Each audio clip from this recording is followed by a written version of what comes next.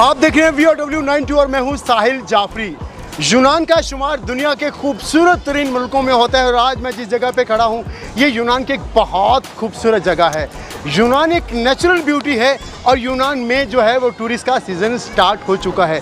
यूनान को कुदरत ने बहुत सी खूबसूरत नेमतों से नवाजा है। मैं जिस जगह पे खड़ा हूँ ये बहुत ही खूबसूरत है, बहुत ही प्यारी है और मेरी बैक साइड पे जो इस साइड पे हैं वो सारे काफ़े शॉप हैं।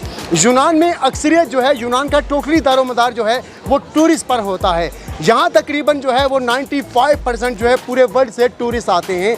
अप्रैल से लेके अगस्त तक जो है यूनान में टूरिस्ट का सीज़न जो है वो रहता है। यूनान के मोस्ट फेमस जजीरे हैं मिकोनोस, क्रीती, संतोरिनी और बहुत से जजीरे हैं और मैं जिस जगह पे खड़ा हूँ ये पीरिया की एक जगह है।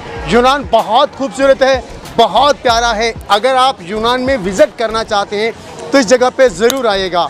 साहिल Jafri, voice of world news, Athens, Greece.